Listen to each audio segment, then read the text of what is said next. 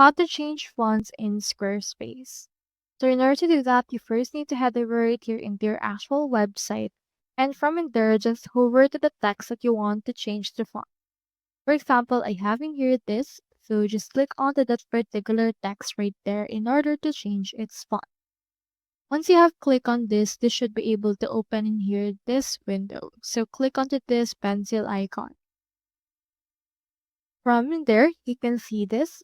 So as you can see, in order to change its font, you can utilize in here these highlights as well as these options for clear formatting, or you can also change its format. As of right now, it's on paragraph 2.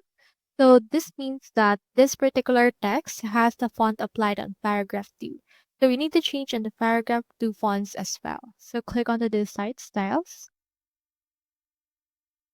Now, from in there, you can just find the paragraph 2 options for the fonts. You have in here the font, expand it, and in here, just choosing here the font pack that you wish to change. So we have in here usually the sans serif. So scroll down, and from in there, you can just choose which one you wish to utilize. From in there, you can just change the actual paragraphs page, which is space mono. Then change in here the font.